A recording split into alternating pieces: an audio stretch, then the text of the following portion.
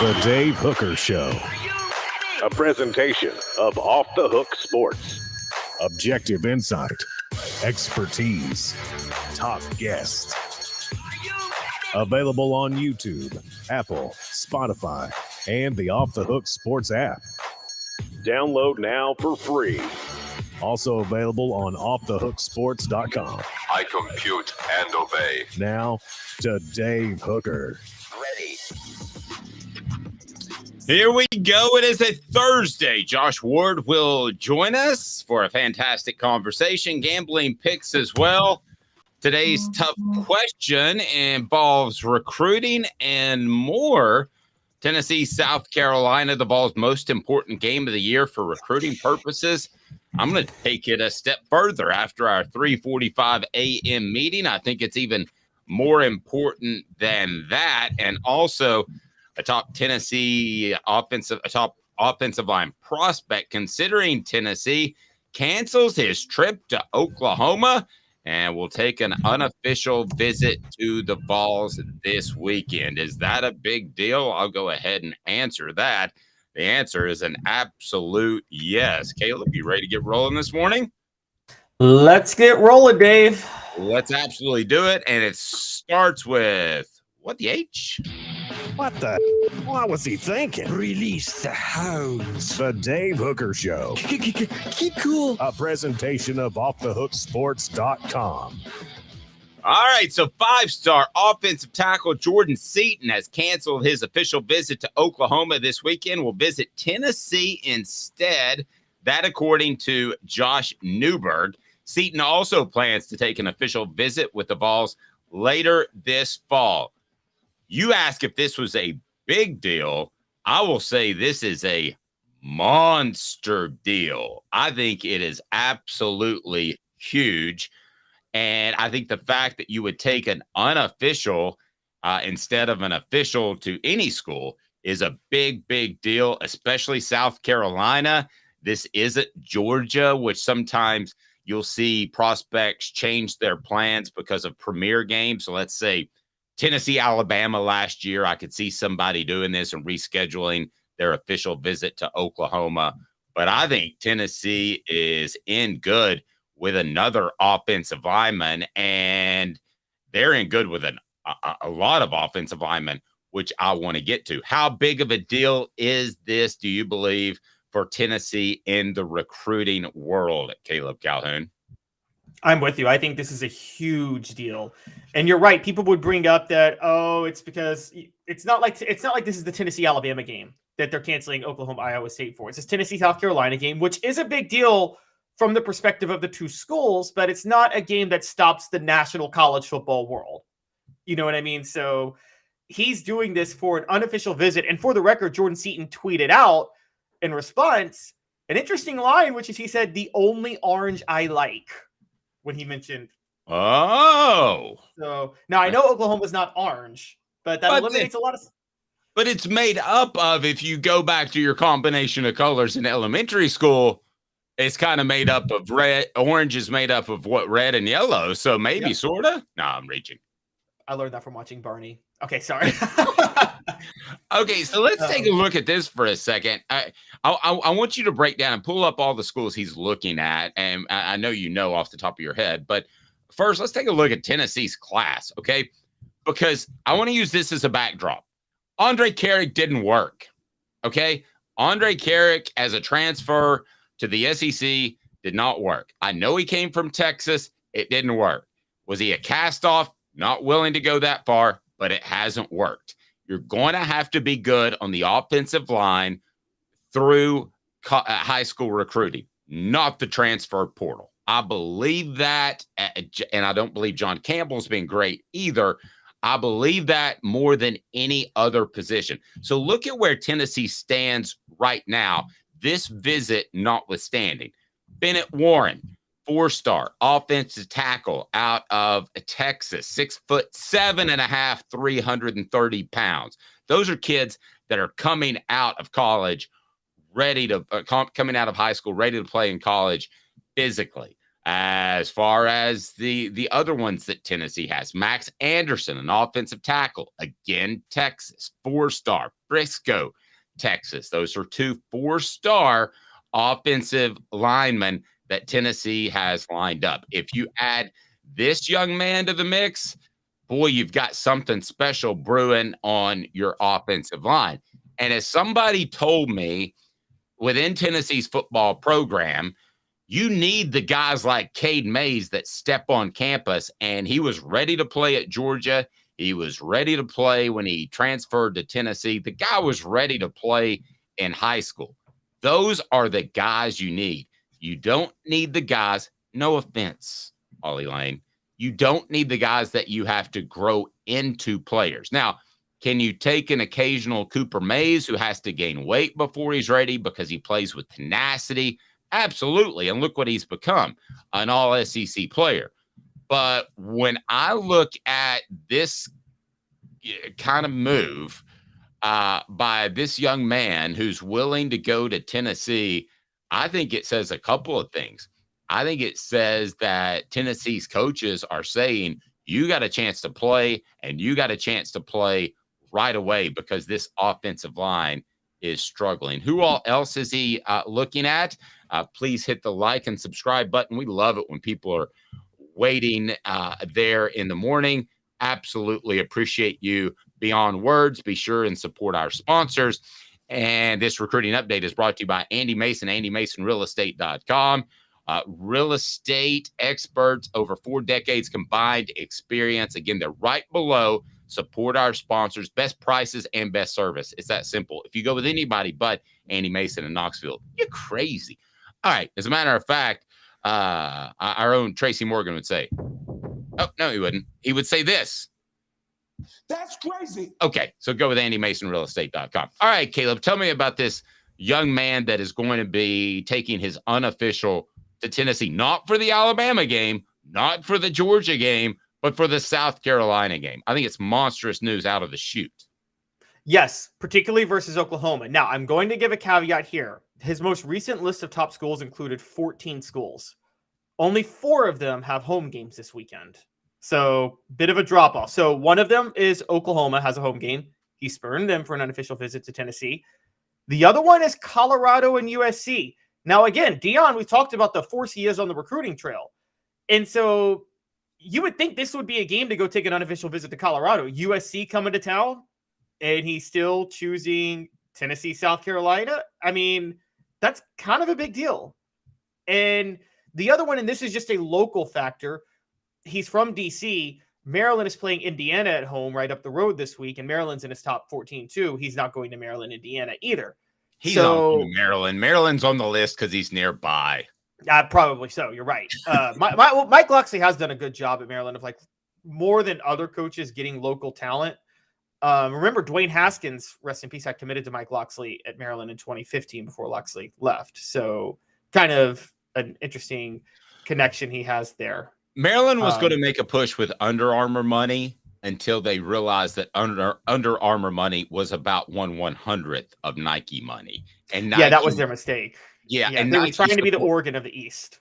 Right, and it's not just Oregon. Tennessee is a Nike school, so you would rather be tied into Nike than Under Armour. Sorry, and I know that because I covered that time for ESPN when Under Armour tried to make a strong push and become the pseudo or next Nike. So that obviously didn't happen.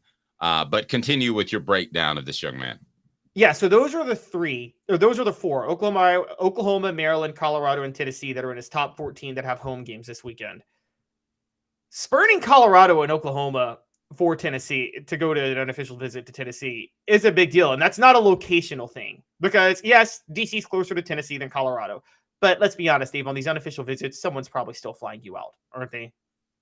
Well, yeah, somebody's flying you out. But here's the other thing to remember. And yeah, somebody's flying you out, or they're finding the absolute cheapest tickets, or they're giving you points or something and that sort of thing. Yeah, I mean, you're getting flown out. I think he's pulling out the Jordan Seaton credit card and paying for his own trip. So, and there's nothing wrong with that. I think you should be able to take unlimited official visits, quite personally, because it's the biggest decision in your life.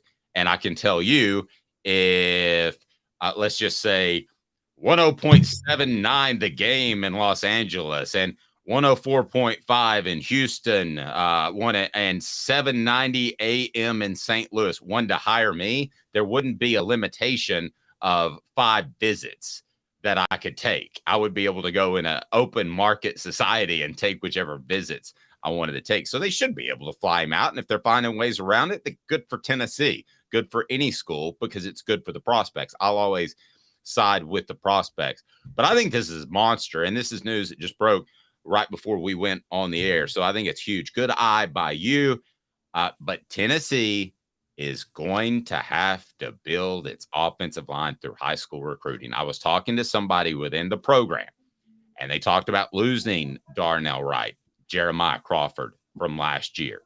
And then they talked about the potential. No, they still have Jeremiah Crawford. You mean Jerome Carvin? Jerome Carvin, excuse me. And it's the JCs that mix me up, and not Jesus Christ, as Pat McAfee. My initials are JC too, so you know. Yes. Okay. So, and they lose those guys, so they're going to lose Cooper Mays theoretically. Now he does have another year left. But when I was having this conversation in the offseason, you lose a Cooper Mays because he wanted to go to the NFL. We don't know what's going to happen with the injury, whether or not he might come back for another year. He does have another year of eligibility. So who else would you lose from this offensive line this year? You could lose. Don't you lose Jeremiah Crawford? I mean, again, it's so confusing with COVID. So Jeremiah Crawford, Cooper Mays. As far as starting, I mean, that's maybe Javonte Spraggins, but he could be back. Mays and Spraggins, I think, could both be back next year if they want to. I don't know if Spraggins should. Look, I think Javonte Spraggins could start in the NFL tomorrow. Here's the quote that somebody gave me from within the program. 2024 on the offensive line is when it gets dicey, because the guys that you've gone after, like Addison Nichols, and I don't want to use him as a target, but they have not developed to where they need to be.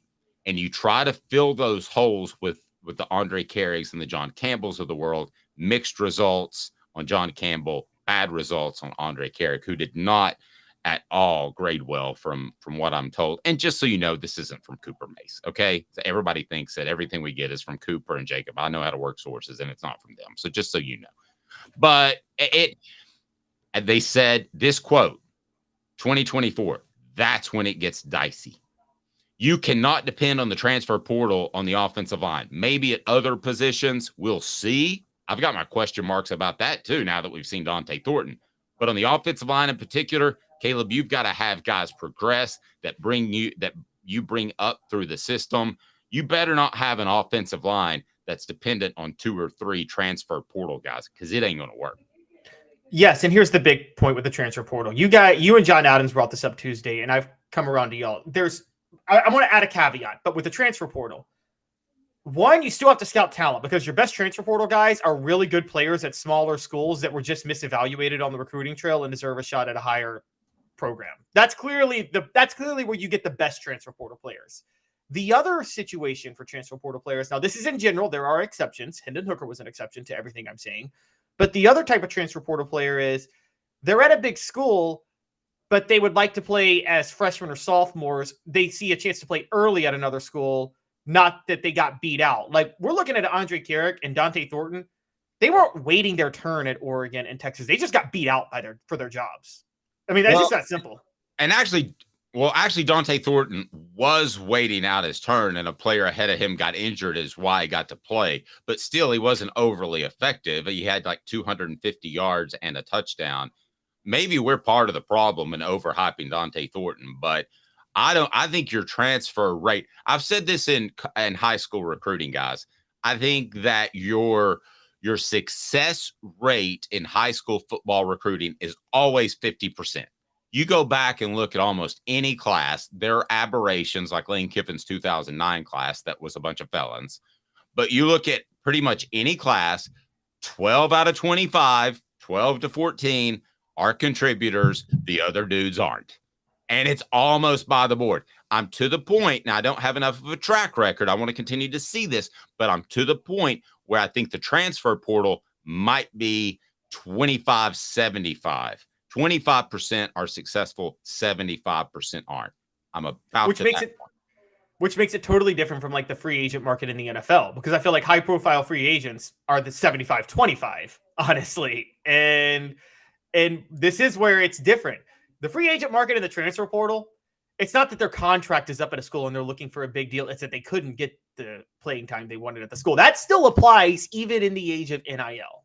And that's what we're kind of seeing. And by the way, you talked about it with John Calipari saying, what did he said, tripping over nickels, chasing dollars, something like that. Chasing millions. Yes. Think about this for a minute. If your North Star is just the NIL checks in college and not your NFL potential, you may not be as dedicated to work hard for your NFL draft slot. Thank you. You remember the saying used to be probably when you were young, but definitely when I was young, if I had $1 million at 18 and I invested it properly, I would never have to work again. Sorry, inflation, kids, $1 million ain't what it used to be. I mean, it's a good chunk of cash, and you and I aren't going to turn it down, but we're probably still going to come to work on Monday, right? Yeah. Exactly. I would put that $1 million away. I'd pay off my debts and put it away. I've thought about this in my head a lot. I'm like, okay, student loan debts here, debts there, cover these things, and then put the rest away and don't touch it. Yeah, it's like me when when I think about, man, what am I going to do when I win the lottery? Guess how many lottery tickets I bought in my lifetime? How many? 0. I'm not going to win the lottery because I don't buy them. But I do appreciate those that do, because it pays for our children's education. Today's tough question brought to you by Zen Sports. At least in Tennessee, that's where the money's supposed to go. Here we go. Today's tough question. Take a side. Take a stand. The Dave Hooker Show, a presentation of offthehooksports.com. All right, Caleb brought this up in the 3:45 a.m. production meeting, and I got to be honest with you, I rethought it afterwards, Caleb. So I'm going to throw a left curve at you, or left hook, a curve ball at you, whatever you want to call it. Is Tennessee, South Carolina, the Vols' most important game of the year for recruiting purposes? That is today's tough question. I'm going to change it.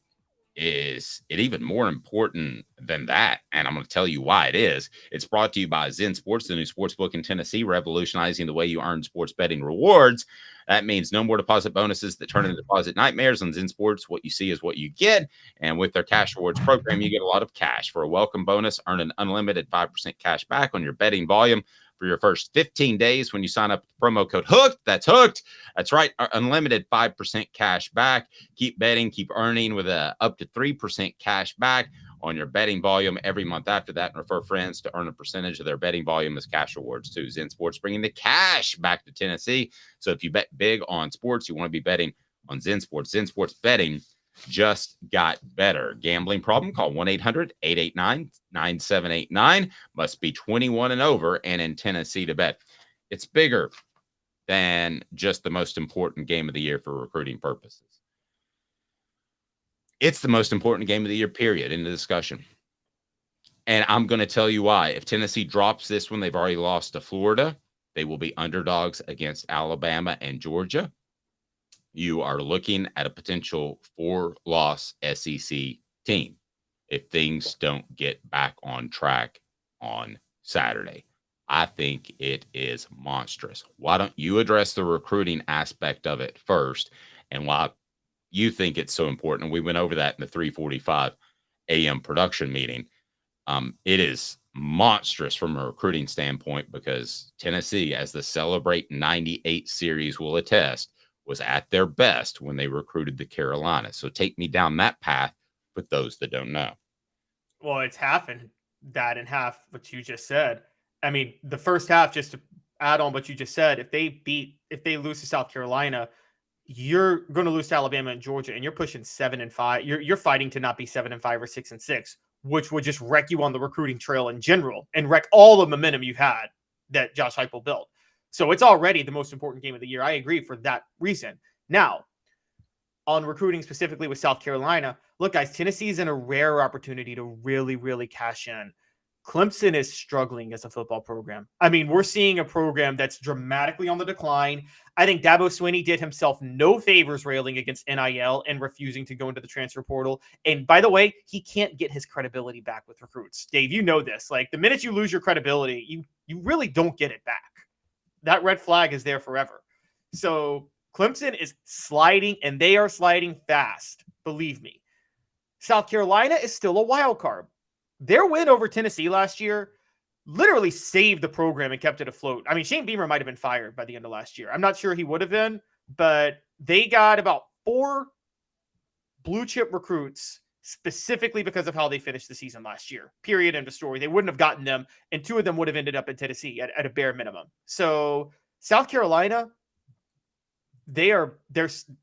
Tennessee needs to not just beat them. They need to send the program into a death spiral, because if they need to beat the brakes off them. I mean, blow them out. Let everybody know last year was a fluke, because Tennessee and Josh Heupel need to make it clear that they are the better program. Josh Heupel and Shane Beamer took over the same year in 2021. Tennessee cannot let South Carolina get competitive, because with Clemson sliding, if they beat South Carolina handily, South Carolina is Tennessee's place for the taking. They can go in there and they can pick their litter of recruits. And more importantly than that, I think eventually the SEC is going to do the pod system, the 3 SEC teams that you play permanently and 6 rotating teams.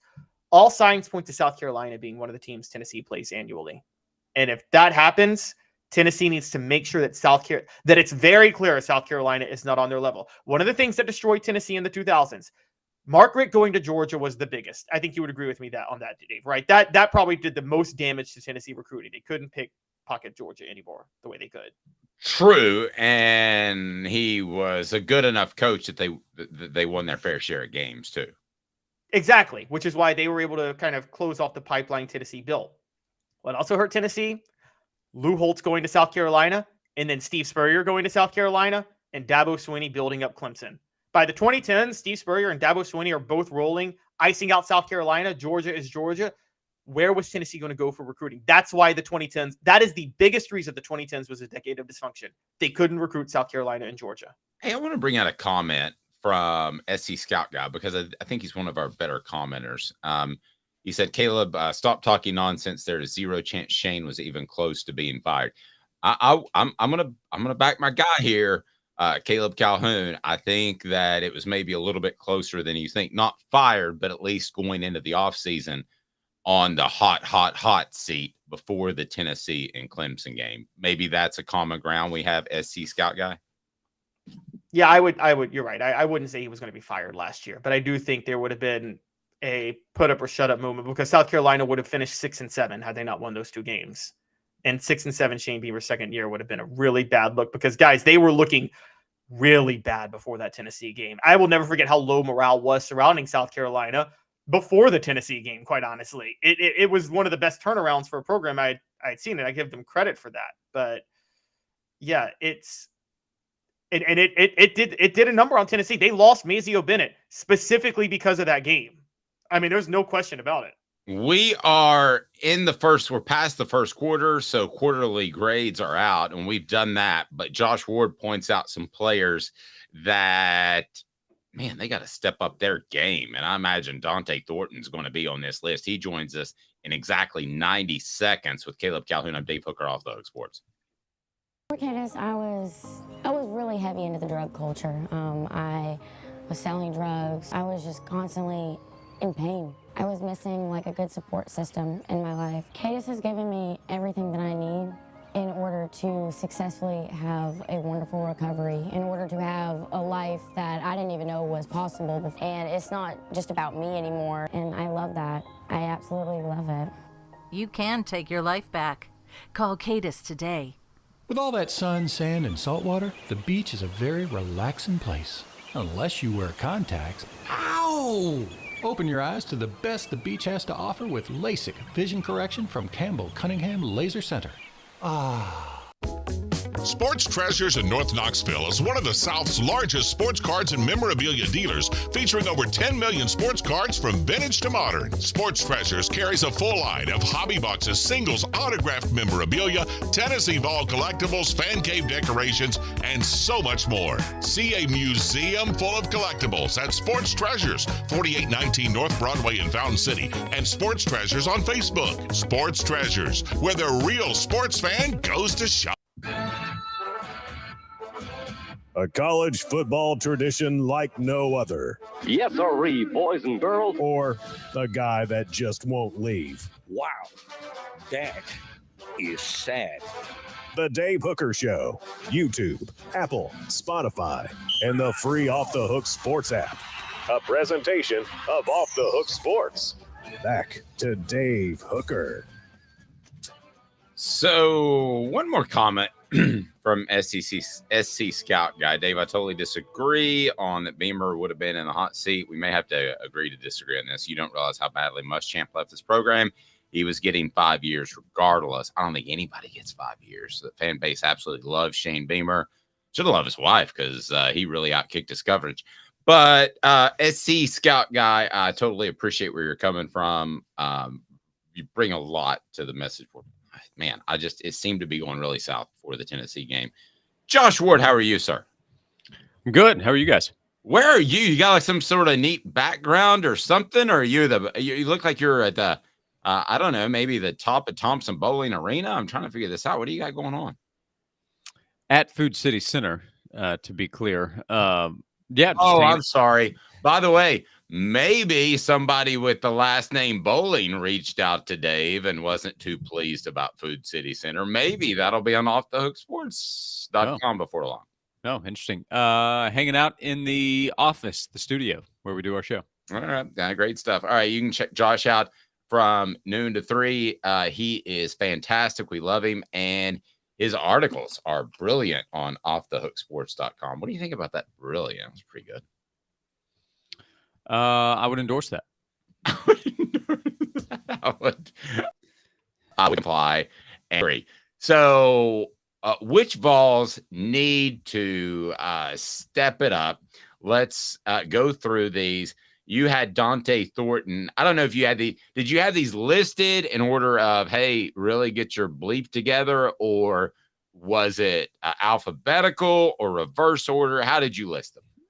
Yeah, it's somewhat weighted. I thought Dante Thornton was pretty obvious. So that's why I kind of led the article with him, because he came in with so much hype and he is so physically gifted. A guy with his size that can run the way that he can.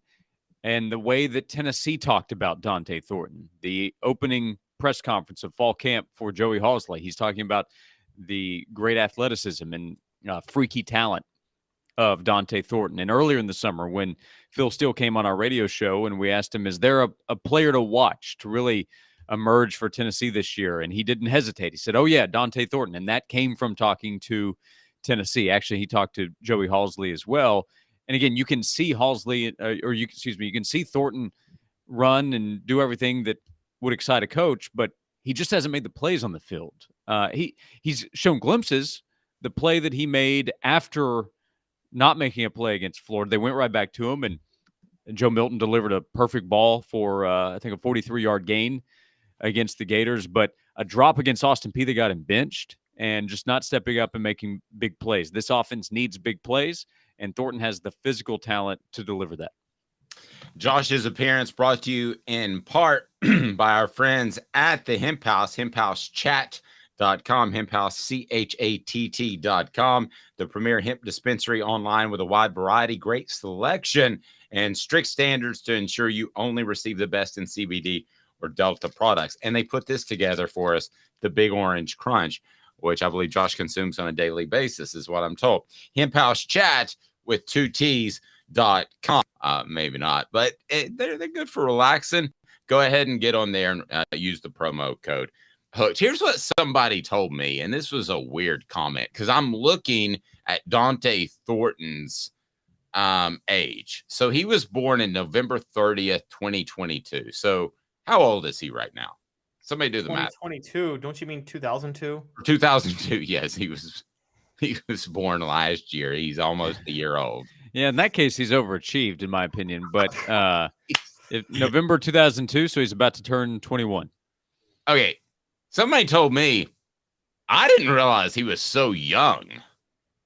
And I wonder if this guy's still developing physically. And this is more of a long-term type of player as a transfer, as opposed to a guy that's going to fill an immediate need, a la Jalen Hyatt. So that at least got me thinking that better days might be ahead, Josh. I didn't realize he was that young. Did you? I mean, is that young? I definitely give him a chance to grow and develop as a player, but I mean, he's been in the Pac-12 playing for a high-level program in Oregon for a couple of years, and has been at Tennessee the last few months. I mean, about to turn 21. There are a lot of players that are younger than him. Now, it's a weird time in college where, yeah, there are some 24 and 25-year-olds out there. I get that, but I don't view that as that young in college sports. Well, that was my other thing. I mean, he's right. I think he's average age probably for his class, right? Yeah, maybe draft eligible. That was the other thing that made me wonder. Maybe he's a little bit immature. Maybe I just I wonder if to this point, because really the Austin Peay game, that's not a big stage. I do wonder, has the stage, the expectation of the program, that's a big stage no matter the game. Is that a little bit too much? I wondered when he arrived at Tennessee, why didn't he do more at Oregon? He averaged more than 21 yards per catch there last year, and he had some big plays, but not a high volume. And I wondered why.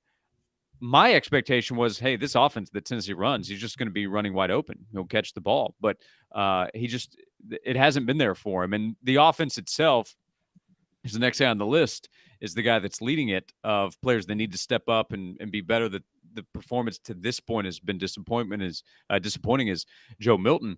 So there are a number of players where they all need to come together. But if Thornton's better, Joe Milton is better. Joe Milton, although also has to be better, and that's in a number of areas.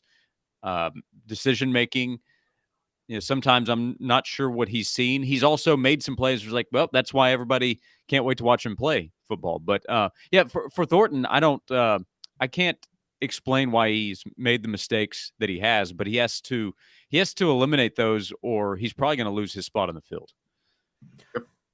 Josh, I'm going to skip over Milton and go to the next guy, because we've discussed Milton at length in a lot of different ways. Before I get there, I want to point out with Thornton, you brought up that third down pass. You're right. That was a perfect dime by Joe Milton. And I don't think Thornton was recruited to only catch dimes. I think he was recruited to actually be able to make plays on maybe overthrows or things like that. And the thing that annoys me before I move on is I don't see the effort there. I see the opposite with the next guy on your list. And I want to know what you think, which is John Campbell Jr., I see the effort with John Campbell Jr. I just feel like he's making a lot of mental mistakes, maybe just struggling to pick up the offense. Is that what you're seeing with him at left tackle, or do you think it's deeper than that? I haven't sensed any kind of effort issue. No, with John Campbell Jr. He had a tough evening in Gainesville, and that's part of the challenge here. In some ways, is that Tennessee's played one real game out of four, so a lot of it's going to be weighted in how that game went, in my opinion.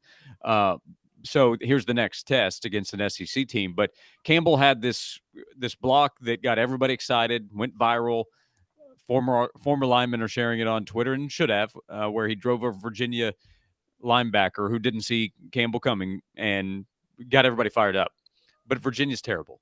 So what you do against Florida and what you do in the SEC is going to matter. In the Austin Peay game, again, it comes back to that, because that game shouldn't have mattered until it did, because they were playing so poorly. And the offensive line performance over the last few weeks, most notably Florida, but Austin Peay as well, was just not good enough. So, maybe it's understanding the offense. Part of it could just be physically losing battles, especially in that Florida game. But Campbell in August was getting some talk. Remember, this is all behind the scenes. Nobody's seeing practice. So word starts to come out, man, watch for Dante Thornton. Man, watch for John Campbell. We've solidified that left tackle spot with him coming in. NFL teams need to watch out. And I assure you, NFL teams have not been impressed by what they've seen. But I do like Campbell's attitude. I do believe that he cares about playing high-level football at Tennessee to try to get to the next level in the NFL. So I don't think effort's an issue. Performance just needs to be better. Yeah, and I want to say this. Offensive linemen oftentimes look like they are not giving effort when they're unsure. So I'm very hesitant to question offensive linemen and effort, because if you're unsure, it looks like you don't play with effort, which I think are two totally different things. Elijah Is Herring. it fair though? Is it fair for me to question Dante Thornton's effort the way I did though before we move on? Because I haven't seen him fight for balls. Yes, different position. Totally fair. Elijah, totally fair. I got no problem with that. Elijah Herring at linebacker. He just continues to have. He played well last week, but the Keenan Pili thing was an issue. They didn't want to lose him. I would put him right up at the top of the second tier of players you didn't want to lose, behind maybe Milton and Cooper Mays. And they did lose Cooper Mays, but Elijah Herring, I think that he's going to end up being a very good player. They need him to be a very good player like September 28th, September 29th, September 30th. Yeah. If we want to talk about effort, never an issue with Elijah Herring. He sometimes like, hey, you don't need to give as much effort, man. You can save it for the next play. For him, it's just he's continuing to learn the position. And I do think that we found out that the excitement about the depth at linebacker was overblown in August. And maybe part of that was, well, by midseason, these guys will be ready. But we found out that Tennessee needed that depth to show up by week 2. And there have been some challenging moments for Elijah, but again, his effort is there. Thought he played better against UTSA. Let's see against South Carolina. I'm sure that the Gamecocks will try to find ways to get him in mismatches in the passing game and see if they can take advantage, see if they can get him out of position in a number of different ways, like Florida was able to do. And that goes for Herring and other defenders too. But Aaron Beasley, I think, is a really good player for Tennessee, also a max effort guy, and somebody that Herring can learn from. I'm sure that he's talked to Pili and tried to learn from him as well as linebackers coach Brian Jean-Marie. And maybe Herring goes out and plays really well on Saturday. I wouldn't even be surprised to see that happen. But his performance the last few weeks is a reminder that, okay, depth is still a work in progress at linebacker. And Dave, you're right. They're hoping that progress shows up this week. Caleb, would you like to ask about Kamal Hadden as Josh broadcast from the Starship Enterprise? I was going to bring up. I love the beat drop. Josh, do you think look, there's the missed tackle Kamal Hadden had, but he only allowed one catch on 4 targets against Florida. Do you think part of the annoyance that people have with Kamal Hadden is how much he talks when he's on the field and how much he jaws? Is he almost like the college football version of Dylan Brooks? Yeah, that's interesting. Yeah, probably because like Dylan Brooks, Hadden can make plays. Dylan Brooks is a solid NBA player. Nobody wants to hear NBA talk, I'm sure, but people are talking about him like, okay, well, he's going to have to go play overseas. Like, no, he's going to get an $80 million contract to play. Kamal Hadden, a lot of I'm still getting daily messages saying Hadden's not going to play this week, right? It's like, well, yeah, I'm pretty sure he's going to start just like he did this past week. The coaches still believe he's one of the top corners on this team. That could be an indictment on the group. I get that. But Hadden has playmaking ability. But the South Carolina game last year, when he's playing poorly, the team is getting demolished, and he's talking a lot of trash. Nobody's going to like that. And then the effort or lack thereof against Florida, that's going to upset a lot of people and should. But, the reaction of, okay, well, then just play one of the freshmen. Sometimes that can lead to even more problems, not fix them. So he needs to play more consistent. And if he's not playing well, definitely doesn't need to be talking up to the other side of the field. But Hadden's a very important player. That's why he's on the list. He needs to be better, more consistent.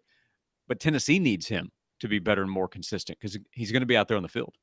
You include Dylan Sampson, but you start with a slap of big asterisks on this one. Big asterisk. Yeah, it's not Dylan Sampson's fault. He's not playing well. I thought Tennessee against Florida he got lost in the shuffle, which is inexcusable. Yeah, and that's why I put him at the bottom of the list too, because Dylan would be more of an example of the excitement of what the offense would be during the offseason and during the conversation in August. Dylan's lack of opportunity at times, really we're talking about the Florida game, but also Austin Peay. I think he had 4 touches in that game, is part of the conversation. And that's why what he did against Virginia with more of a chance, and then this past week, is a reminder that he has to be involved in the offense. So none of it is Dylan's fault as far as I'm aware. I'm not aware of anything off the field that kept him from playing against Florida. Coaches just didn't include him, and we've covered that. That was a mistake. So as long as that mistake is righted, there is a chance for more explosion in the offense because Dylan has big playmaking ability. So the disappointment is not in Dylan. The disappointment is in him being on the sideline. Let me ask you from what you hear, because you're on remotes, you're out there and you take phone calls more than we do, I would imagine. And what do you hear from the community about Joe Milton, just in general? I feel like there's a back and forth. There's the side that is like, well, he's just not going to get it done, and people have decided that. There's also the side that wants to defend, and in some ways will go over the top in defending him and ignoring some of the responsibility on Joe's side as well for where the offense is at this point. So I find him to be a polarizing subject at this point in the season among Tennessee fans. That's whether I'm talking to friends of mine who are big Tennessee fans, or whether we're taking calls, or we have a text box where messages come in where fans can hit us up anytime. And I find him to be polarizing in how fans view how he's played through 4 games. The most polarizing since Casey Clausen, maybe? I thought Dobbs was pretty polarizing. A lot of people have forgotten how much they didn't want him to play at times. So Dobbs, I thought was, I'd say Joe's more polarizing. Dobbs, to this point, though, had also accomplished more. He was a better player, to be clear, than Joe. So I don't know. I just because of Joe's hype and Joe's talent, but the lack of results to this point, and a 5-star freshman behind him on the depth chart, plus the social media era, it's always difficult to compare somebody now versus pre-social media.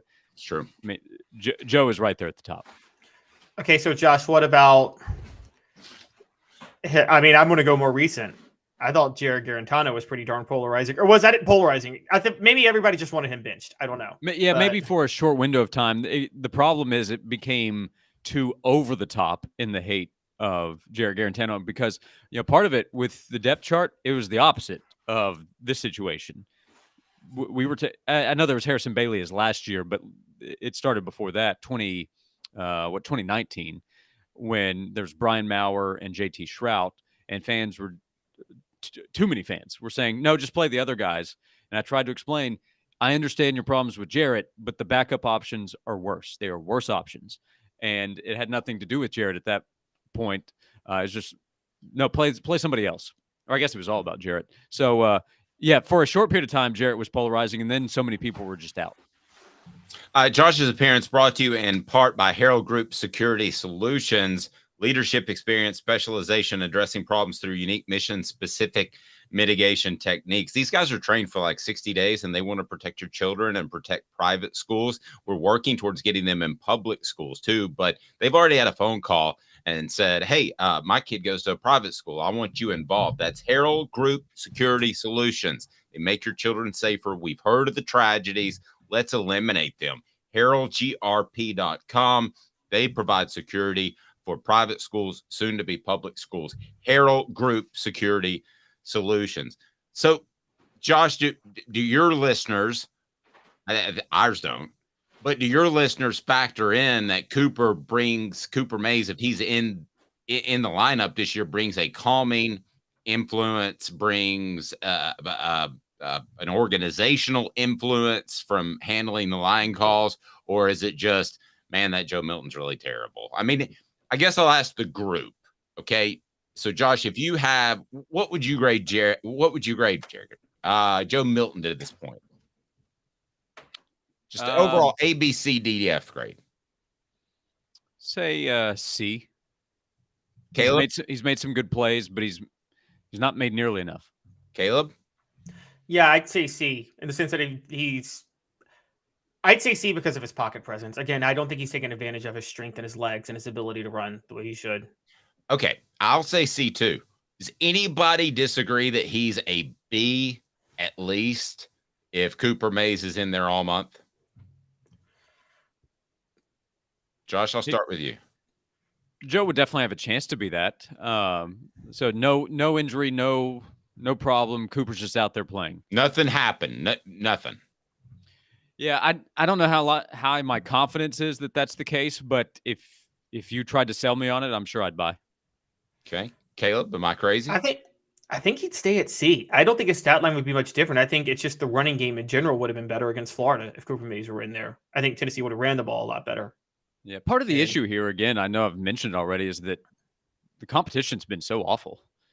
So for us to have this conversation after these kinds of games, I mean, this is as weak of a non-conference schedule as I can remember Tennessee playing. Virginia is not a Power 5 level opponent. I know what conference they play in, but they're not Power 5 quality.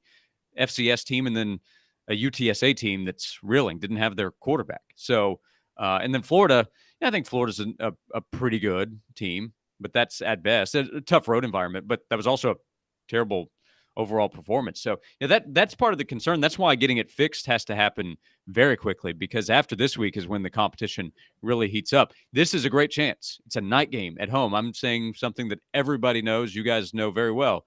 This is the spot against a team that's been terrible defensively. So if it doesn't happen this week, if it's not better than a C performance at home against South Carolina, then I have no confidence that we're seeing a B or better level of play the rest of the way. Yeah, I agree with what Darla said. Come on, look at Tennessee's schedule so far. It's a joke, and it is. I feel like we're talking about an NFL team, Josh, that's 0-1 after 3 good preseason outings. Yeah, for sure. And not even good preseason outings. There was one bad one, Austin Peay. yeah, right. Because remember the talk leading up to that game that we were all having is, okay, here's what Tennessee will do. Can they score 50? Can they score 60? When does Nico get in? How much time will he get? Will he get a whole second half? And he didn't get to play because the first team offense was so bad. As I mentioned in the article, as we continue to talk about, that wasn't all Joe, but Joe was part of it for sure. And if he had played better, they score more points and have more success. So others need to step up. And it was that game, right, where Jabari Small had a bad third down drop. Keaton had a fumble. The drop I mentioned by Dante Thornton. So other players have to step up and they have to be better. That includes the offensive line for sure.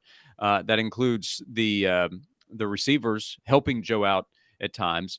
But I mentioned in the article as well, I think it's crazy that he has the strongest arm in the country playing in this offense, which can be the most explosive in the nation. And he's last in the SEC in yards per attempt. And my thought was, okay, well, maybe it's because of so many quick passes to the outside in the screen game. He's 11th in the SEC in completion percentage. That just can't be all on everybody else.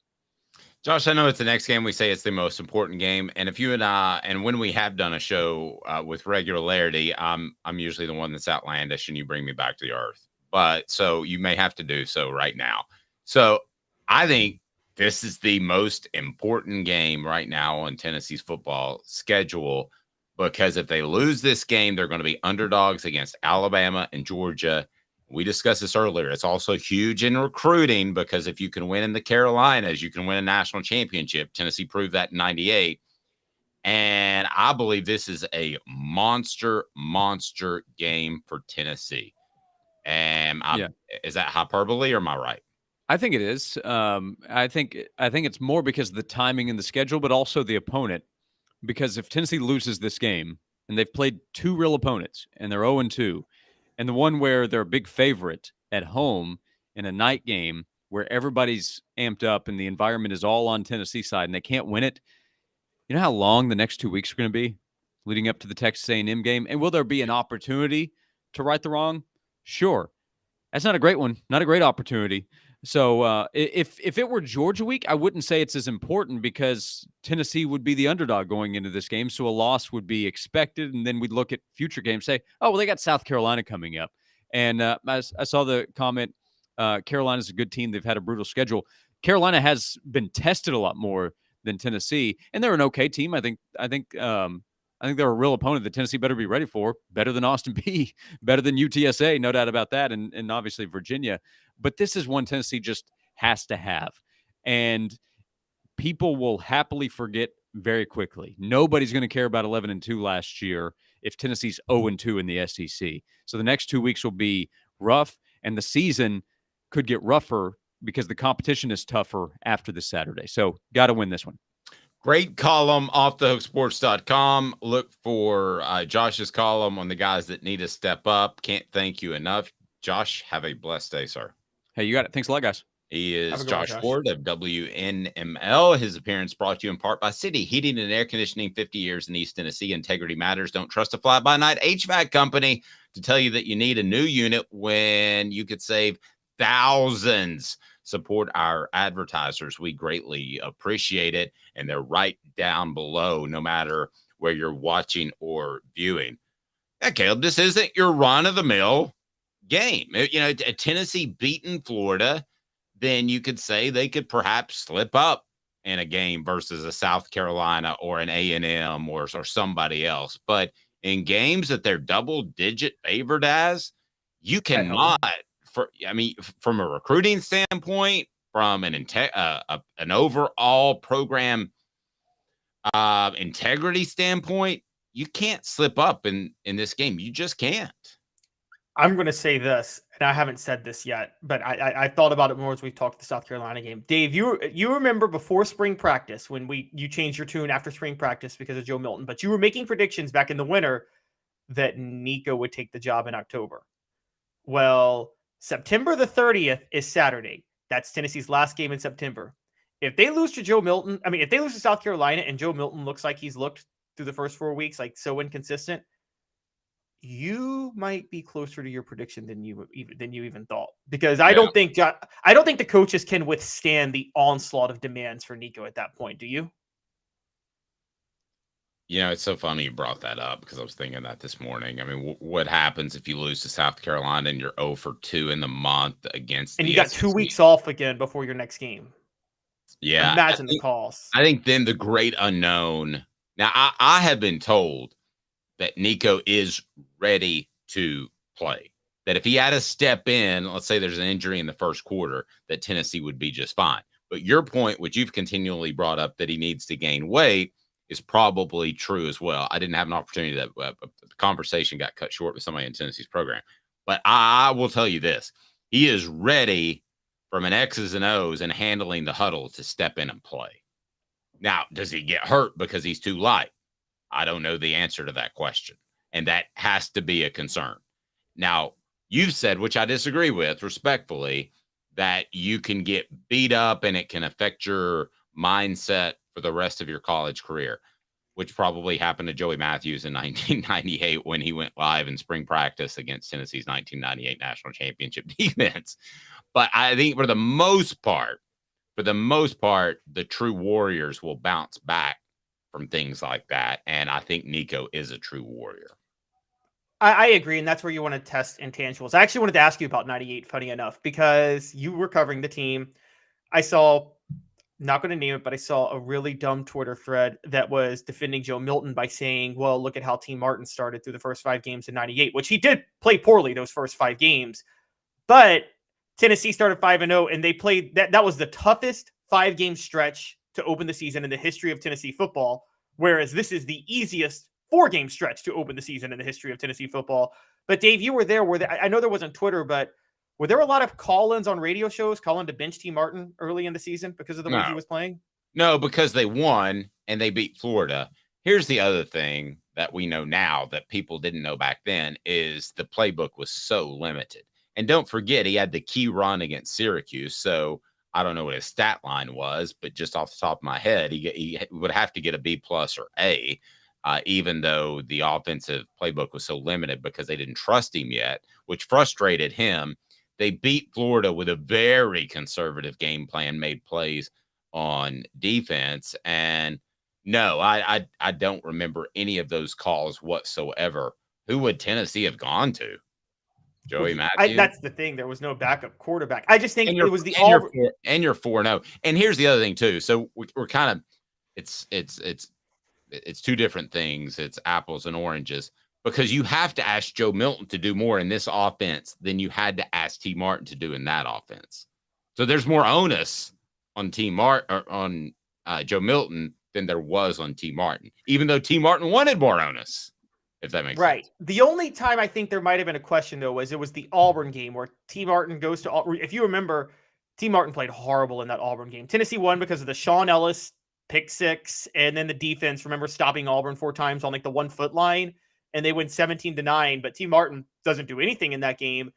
And then Jamal Lewis goes down for the year right before Georgia. So I feel like between Auburn and Georgia, just that 1 week, I wonder how many questions there were about T. Martin at that point, because you're thinking, oh, you're going to need him more now with Jamal gone.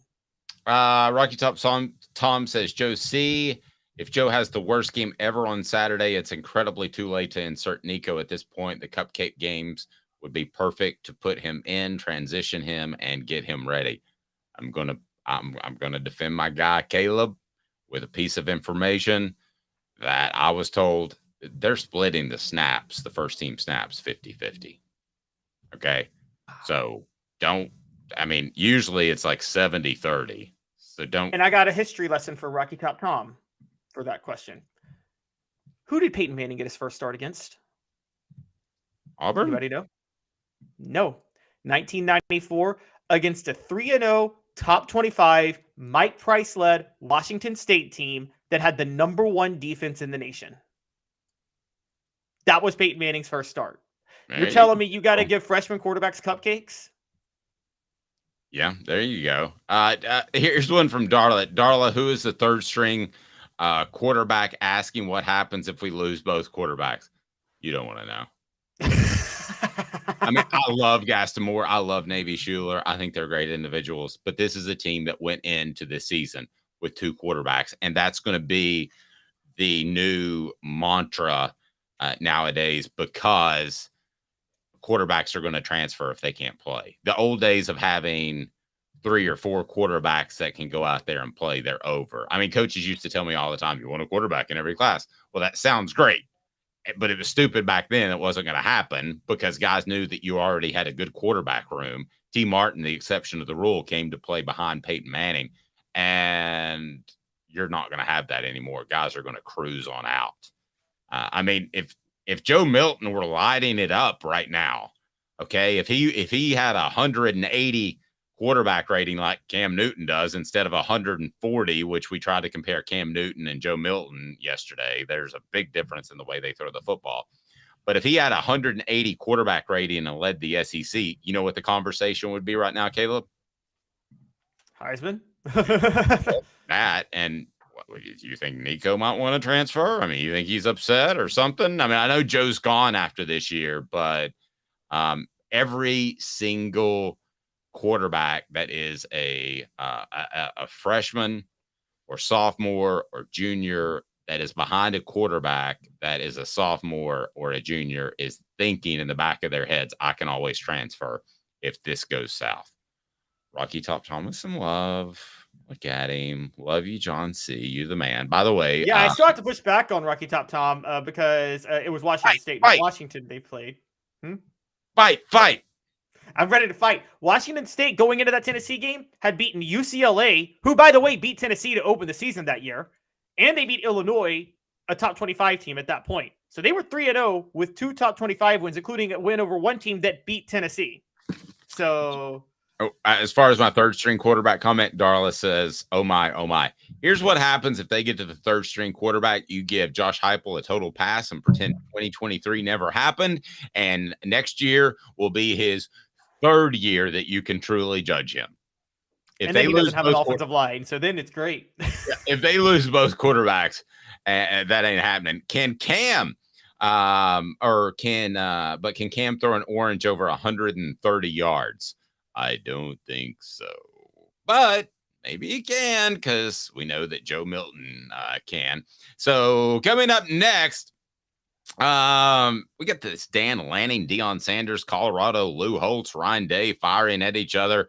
Does the sport need more of this? Yes, I love it. I would love for Josh Heupel to take a shot at somebody. And also, we've got some gambling picks as my guy, Caleb Calhoun, is going to make you money. You give us 2 minutes, we give you the world right after this. Stay tuned. Off the Hook Sports.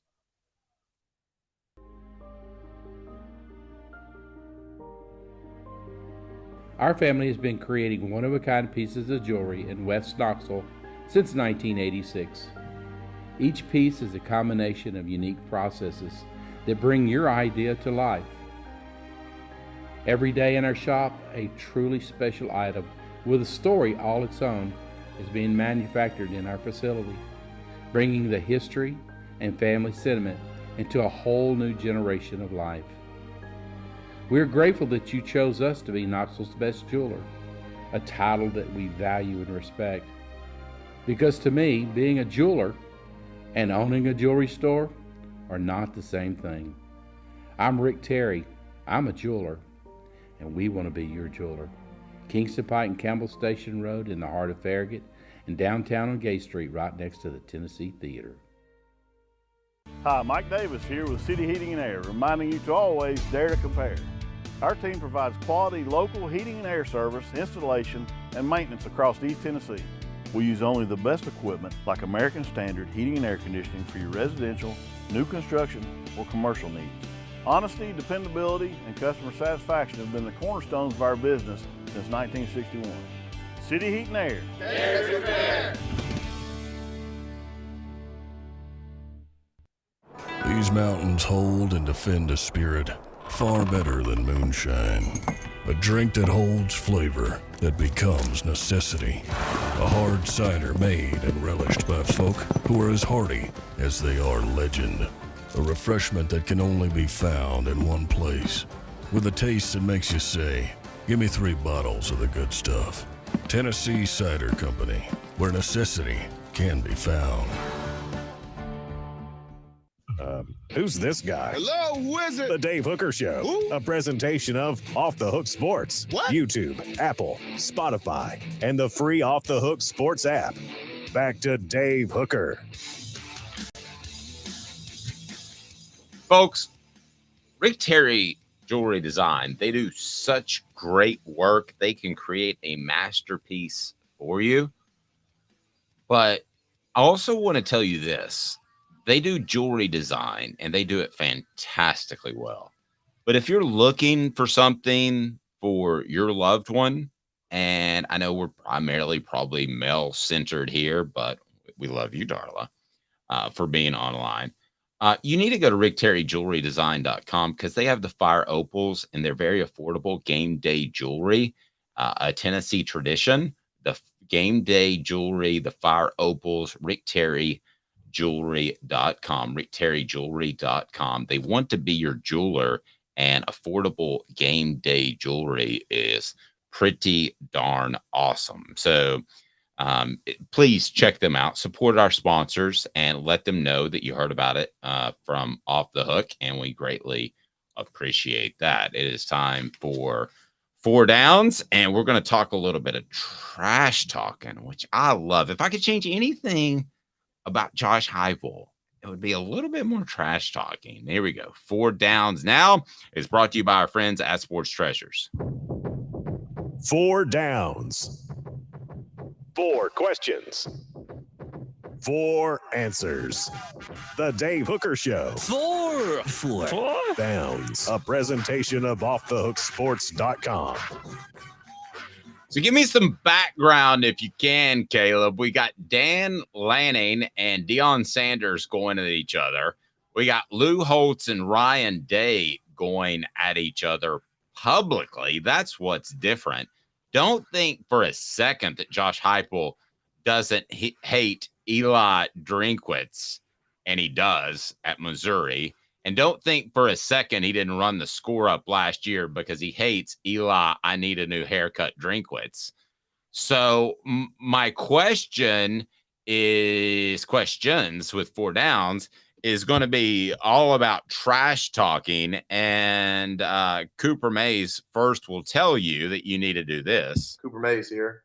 Hit like and subscribe. And turn your notifications on. We're almost at a big number on YouTube, so please subscribe. If you haven't, tell a friend today. We'd greatly appreciate it.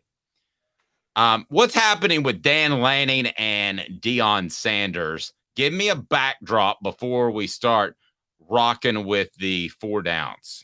Brought to you by our friends at Sports Treasures, carrying over 5 million sports treasures and so much more. Follow them on Facebook for the best sports memorabilia, ball stuff everywhere. They had a Hendon Hooker signed helmet. It's awesome. Go to Facebook, Sports Treasures TN. Caleb, give me some backdrop on Dan Lanning and Deion Sanders.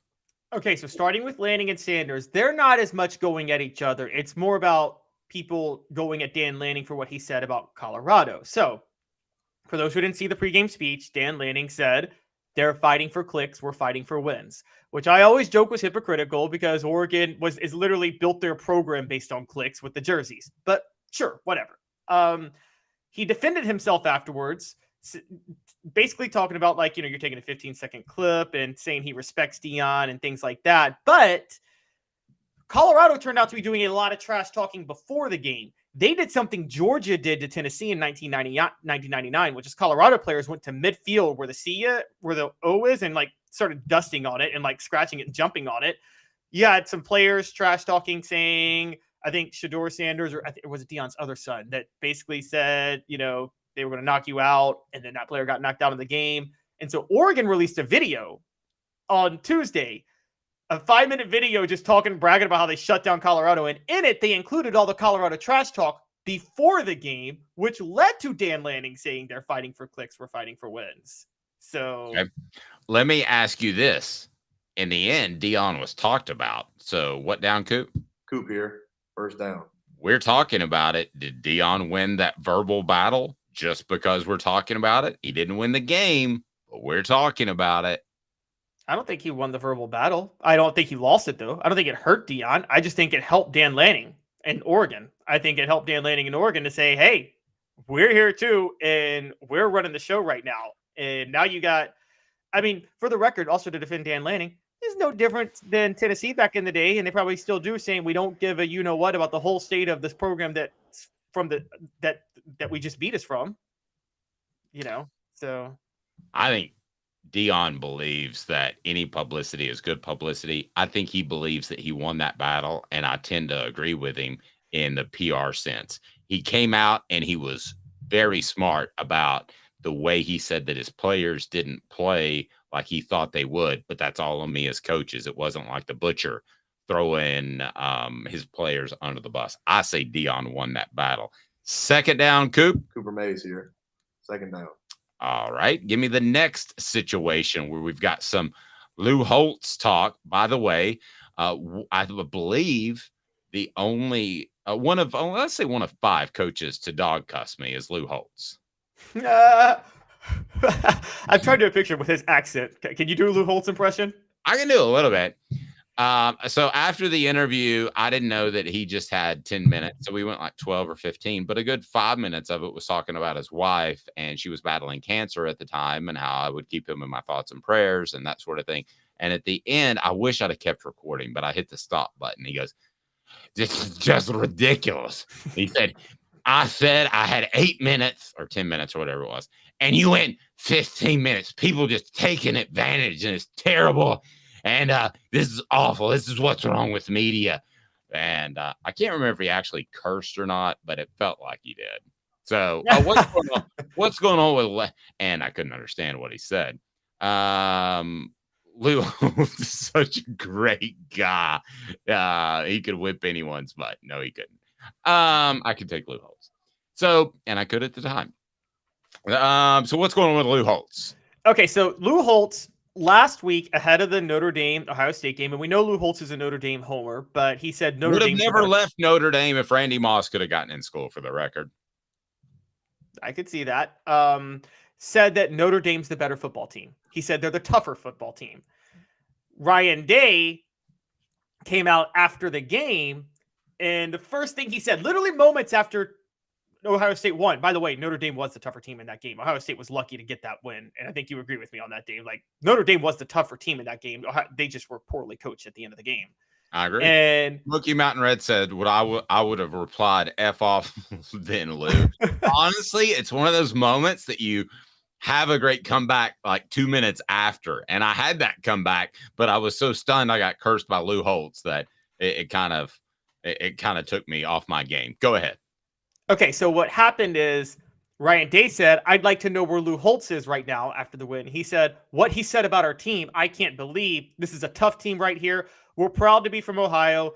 It's always been Ohio against the world." By the way, I also hate it when people say that. You're Ohio State, you're a blue blood. It's not you against the world, okay? Stop. I hate when people, it's like when the first round draft pick plays well and they're like, "Nobody believed I could do this." No, everybody believed you could do it. Just shut up, okay? But that always annoys me. But Lou Holtz came back and said, that's his choice. He doesn't want to talk about Michigan because he's 0-2 against Michigan. He's a great coach, which he's not 0-2. He's won a couple of games. He's done a great job, but Lou Holtz then pointed out how the flow of the game went and that Notre Dame was the better football team and more physical in the game. So Ryan Day, Lou Holtz going at it. Dan Lanning firing people, firing his team up, saying Colorado's all about clicks. Dion being Dion. You just got a lot of chirping going on in Colorado. I love it. You know? So in second down, I ask you this question. Lou Holtz, was he the worst college football commentator in the history of broadcast? The answer is yes. I mean, there was another Notre Dame coach who I wasn't as big of a fan of, who followed him, his successor, Bob Davie. Oh, God, he was bad too. But Lou Holtz was everywhere. So that was the problem. He was everywhere, and he was bad. I agree. He was respected for his coaching stops. He's kind of and got one national title out of it, which congratulations, 1988, you got your one national title. But I mean, yeah, he's kind of seen as some sort of Mount Rushmore coaches, which he's not. But good gravy. If you saw that team that played in Neyland Stadium and the talent they had and the miracle at South Bend, he should have had 2 or 3 national championships. He's kind of along those lines of who was the coach that just had one we were just talking about yesterday that should have had more? If you remember, tell me. What down, Coop? Tennessee center Cooper Mays here. Third down. Ryan Day, is he insecure? And should every coach be insecure that coaches one of the premier programs in the nation? Because there's not a great football team right now in the nation, period. End of discussion. There's not a great one. Every coach should be insecure. There is not a great football team that's dominant right now. I think a little bit of insecurity, you're right, exists in every coach and should. I think that I don't want to say you should tune out the noise. I think coaches, I hate it. I think it matters that I think it helps coaches to take, what's that old school thing? Tune out the noise and focus on what you can do. How did Michael Jordan become the greatest player ever? He did not tune out the noise. He used the noise as a motivating factor for him to take things personal. Sure. Yeah, but he also didn't say it publicly though. Oh no, he just said it to their face, in the game. Yeah, and he said it behind closed doors. I think to come out and say it like Ron Day did, I think he's insecure about his team. Oh, I agree, because he's worried that this is the only way he can get headlines as opposed to actually winning a national title. Well, and forget kind of the quarterback he had last year, CJ Stroud. I think he was a little bit better than you and I particularly gave him credit for. He's looking that way early in the NFL. But I mean, how many quarterbacks have we seen look good their first 2 weeks in the NFL? And then, I agree. I'm not completely jumping off my CJ Stroud is average bandwagon, but I'm got a foot off. Let's put it that way. By the way, Tennessee Cider Company, the original cider company, before we get to fourth down of the Smoky Mountains, use the promo code HAT to receive some free swag. You can order almost anywhere in the United States. And if you use the promo code HAT, you get a free hat to go with any order of the delicious cider. And we're working on having a cider named after me. I think that would be cool. Just an off the hook cider. Wouldn't that be sweet? A Hooker cider would be great. Yes. I've had a Hooker sushi roll, and I've had a Hooker margarita. So I think this is the next step in the progression. I think it's a natural. Fourth down. All SEC center Cooper Mays here. Fourth down. Would you like Josh Heupel to be more of a talker? Yes, I would. Bleep, yes, yeah. I would. Yeah, I'd like a little Spurrier in him. Just Heupel. Because here's the thing with Heupel. You bring it up. He exudes cockiness, even though he doesn't say anything. He exudes cockiness and confidence more than most coaches. But it's a weird thing because Spurrier exuded it, but then Spurrier had his mouth, and so you kind of knew that he was a little cocky. But Josh Heupel's like James Bond. James Bond comes into a room and he has confidence. He could take most everybody in the room and not fighting, but from an offensive schematic standpoint. But he's just quiet. Heupel. Josh Heupel. That's how he is. And he doesn't come out and call people out. He takes the brunt of it. He says it's my fault. I'll fix it. He doesn't throw his players under the bus. He is the James Bond of college football coaching. What about that analogy? You didn't see that one coming at the 3:45 a.m. production meeting, did you? No, that's a great one. If he's the James Bond, who's the Austin Powers? And I mean, a total goofball who's treated as some sort of genius. Shane Beamer. No one's sitting there saying when Shane Beamer speaks, I listen. No, I'm saying like, because the whole joke was Austin Powers had no swag, but was getting all the girls. It was a spoof off James Bond. So who is the guy that is treated with reverence and doesn't deserve it because he's a total like just I don't know. Let's get on the message board. Who is that guy? Okay, yeah, who is that guy? It's not. Oh wow, I hate to say it. Rest in peace, but it might have been Mike Leach because I don't think he was an offensive innovator. I think he copied an offense from Hal Mummy and ran it and wasn't very flexible. But I don't want to talk about those that have passed away. Lane Kiffin, I would disagree. I think that he is adjustable. I think he has changed his offense over the years. I think it's Shane Beamer being a goofball with all the nobody looks at him. Nobody in the media is like when Shane Beamer speaks, I listen. They did 2 SEC media days ago because he dropped all the, he came out with the gold chain and the picture, the eyeglasses and all that stuff. So they kind of did. Oh, wait, I got one. Could it be Bobby Petrino? Whenever he talks offense, we listen. But his offense haven't been that good. Yeah, and he's got a penchant for the ladies. He does. And then also, I would say, I don't know if this would have applied 7 years ago. I don't know if it applies now, but there was a point Chip Kelly was in this list. Chip Kelly's odd to me because I think he was like Hal Mummy and Mike Leach. I think he was ahead of the game, but then didn't adjust. So, yeah, I think he's very similar in that he was way ahead of the game, and then the game caught up to him, and he didn't adjust. Gambling picks are right now, and they're brought to you by our friends at Zen Sports. Also, Chattanooga Mortgage. Congratulations. Your home search just got easier. Buying a home in Chattanooga has never been easier than Chattanooga Mortgage. Go to chatwith2tsmortgage.com. That's chatwith2tsmortgage.com. Also, shout out to our friends at Meridian Insurance, covering your world. I save like a couple of $100 a month. Are you paying too much for insurance? Probably so. You can click right below for a free quote. ShandaHasYouCovered.com. ShandaHasYouCovered.com. In these times where the inflation's crazy, an extra $100 or $200 in your pocket because of your insurance is a pretty nice thing to have. Gambling picks brought to you by Zen Sports are now Caleb Calhoun. So you get me started. If I agree, then it will be Hank Kingsley telling me, hey now. Or if I disagree, it'll be Tracy Morgan saying, that's crazy. All right, what do we got? Well, first of all, 20-9 last week, guys. Are you putting your glasses on? 20-9? 20-9, 2-1. We are 52-37 on the year. I am balling. All right, so let's go this week. What is Caleb? I'm your Huckleberry. That's right. He is your Huckleberry. All right. What do you got? Get me rolling. All right. So we got a Friday night matchup that's kind of intriguing. A top 25 one. It's Oregon State. It's Utah at Oregon State. Utah's 3.5-point underdogs. I'm going to take Utah to cover Utah plus 3.5 and the under. I've been betting against Utah for 2 weeks because Cam Rising's hurt. That defense is good. No, I agree. And they're the most physical team west of the Mississippi. Hey now. So I will take Utah. All right. Kentucky, Florida, go. Next one. Every model is saying pick Florida to cover and even pull the upset. I'm going opposite. And here's why. Dave, you taught me about this.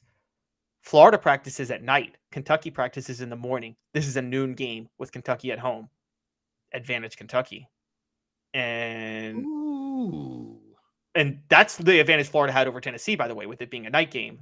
And so I'm going Kentucky to cover and win. And I'm going with the under because I think Florida's offense will just be a disaster. Interesting one. I'm going to disagree. That's crazy. I think Kentucky's actually a better football team and will win. Well, I said Kentucky will win. That was my point. Oh, okay. Well, then I said they'll cover. Yeah, Kentucky covers. Sorry, go ahead. Yes, Kentucky covers the 1 point spread and the under 44. All right. Arkansas, Texas A&M. Arkansas take plus 6.5. Go all in on this. Plus 6.5 Arkansas. This game is always close, and Texas A&M just lost their quarterback for the year. Hey now. It's an old Southwest Conference rivalry game. I think that means a lot to the fans. Doesn't mean a lot to the players who weren't born when the Southwest Conference was around, but they'll hear about it all week. So yeah, I'll and 6.5 in favor of Texas A&M is insane. That's way too big of a spread. Yeah, especially since they're going to slow down the clock. I mean, the two teams might not score 20 points combined. All right, and then we get to Auburn, Georgia. Auburn is going to cover the 14.5 point spread, and I'm going to take the under in this one, 45.5, because Hugh Freeze's offense is not going to score much against Georgia, and Georgia's offense is not going to score much against anybody. So Auburn's covered. I'm with you. Georgia plays down to competition. Texas, Kansas. By the way, this is a top 25 game. Kansas is one of those basketball blue bloods undefeated, along with Kentucky and Louisville and North Carolina and Duke. But I got Texas covering the 16.5 point spread. They won this game last year, 55-14. They're at home this year, and they're better. And I think you take the over because I think the offense is going to roll. I think Texas should be in the conversation of teams that could win a national championship. I'm close to that, so I will agree. Hey now. All right, Vanderbilt, Missouri. All right, Missouri has 2 quality wins under their belt, the best resume in the SEC. Funny, but you know them. They're so unpredictable. Them going to Vanderbilt, and so is Vanderbilt. I feel like Vanderbilt will lose, but it'll be like a 1-score ugly game, and I'll take the under. I hate to say it, but I think Missouri covers that number. That's crazy. So Tracy Morgan agrees with me. All right, what do we got up next? All right, LSU, Ole Miss. LSU minus 2.5. I'm taking that all day. I think they blow out Ole Miss, and I'm taking the under 67.5 because Ole Miss scored 10 points last week. I don't think they're going to score that much more this week. Hey now. Frustration setting in at Ole Miss, and talking to some people around the SEC. The Rebels might be the disappointment team of the conference. Don't be surprised if that happens. And I think LSU has not played its best this year, which has gotten their attention. So I think LSU does win and win easily. Notre Dame at Duke. My instinct. I will say this: I would disagree with you on the under because I think LSU wants to add points and not necessarily to run up the score, but to fine tune that offense. Don't be surprised. Oh no, I think LSU will score. I just don't think Ole Miss crosses 14 points. Agreed.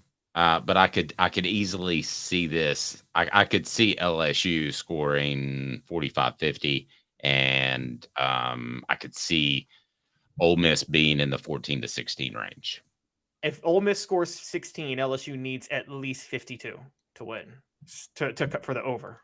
So agreed. Wow, big. You're betting on LSU huge on that. I think LSU wins big. All right, so my advice is don't bet this game, but by Dave's contractual obligation, I have to bet every top 25 game, so I'm doing it. Because I don't know, but it's Notre Dame at Duke, and I'm taking Notre Dame -6, but I'm taking the under because of Marcus Freeman's defense, but I don't want to bet this game. That's crazy. I'll take Duke. Big game on campus. Walking into a buzzsaw. I think they'll keep it close. I do love the under. Tennessee, South Carolina. Do we want to save that for last? Yeah, we'll save it for last. That's fine. Okay. Right after that, Alabama at Mississippi State. Alabama -14.5, under 46.5. Alabama showed last week they're going to win with really, really good defense, old school. Think like a 27-3 game, something like that. Hey now. Agreed. Picks of the week, the ones that actually make you money. You've got 3. Tell me what you got. All right, USC at Colorado. I did the under with Colorado, Oregon last week. I am the under 73.5 for USC and Colorado. Even if USC scores a lot, I don't think Colorado can move the ball on elite defenses. And I'm not saying USC's defense is elite, but it's good enough. Hey now on the under, but that's crazy. I think Colorado covers the 21.5 point spread, which I know is not your key bet, but I think they'll bounce back and play better than most people think. Then Arkansas, Texas A&M. Yep, all in, guys. Arkansas plus 6.5. This is the easiest SEC bet of the week. They're not going to lose by a touchdown to Texas A&M. It's not going to happen. There he goes. He's feeling it. All right, Syracuse, Clemson. This is the worst line of the week nationally. Syracuse is undefeated. They're welcoming Clemson to town. Clemson is 2-2. You know, morale is low with that program right now. They've all but quit on the season to be out of the playoff race in September, and they just suffered a tough overtime loss. You think they're going to be up for this game against a team on the road that's in the top 25 and undefeated? I might take Syracuse money line. There you go. All right. Lastly, we have the Vols.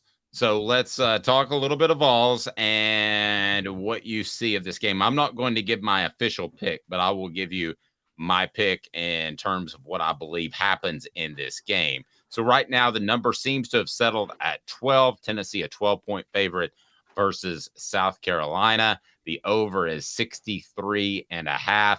You like Tennessee minus the 12. You like the over. Why? I think Tennessee figured out some kinks on offense last week that they finally have realized how the best way to maximize Joe Milton's potential. South Carolina, we talk about how Tennessee hasn't been tested by elite defenses this year at all. South Carolina is still worse with their pass defense than maybe anybody Tennessee's faced this year. And that's crazy to say. So Tennessee should be able to air it out easily on South Carolina. I think South Carolina is going to air it out on Tennessee, which is why I'm going the over. So the difference, I think, is Tennessee will at least get a couple of possessions stopped on a pass rush where they can force a turnover here or there, which is why, Dave, I'm looking at like a 56-42 type of game for Tennessee to win. I'm not going to give my official pick quite yet, but I will tell you, I think Tennessee will be able to control the line of scrimmage offensively, and that means a lot because they haven't at times this year. I think that I'm leaning towards Tennessee covering that 12, and I think that the Vols will play really well against South Carolina. I didn't feel confident they'd play well against Florida, but in the end, is Joe Milton going to have you picking Tennessee to win by 12 is based off one thing and one thing only. Joe Milton can't have a streak where he goes 1 for 8 or 1 for 6. If that happens, then South Carolina stays in the game because it throws off Tennessee's tempo and the rhythm completely. So basically, you're betting on Joe Milton, whether you like it or not. Yes, and if he lets me down, he won't have to answer to me. He'll have to answer to Josh Ward's callers for 2 weeks because there's no game next week, and the Nico talk will explode. Well, even if they win by 10, it's not going to, the Nico talk's not going to explode. But if he has the 1 for 8 streak, you think it explodes? If he has a 1 for 8 streak and they win by 10. No, I'm not saying if I'm saying if Tennessee, I'm not talking about whether or not Tennessee covers. I'm saying this is just, at this point, I'm talking win or lose. If Tennessee were to lose to South Carolina and Joe Milton has the 1 for 8 streak, I don't think he comes back from it. I don't think there's a possible way for Joe Milton to bounce back for that, Dave. I'm going to be honest. Yep. Interesting.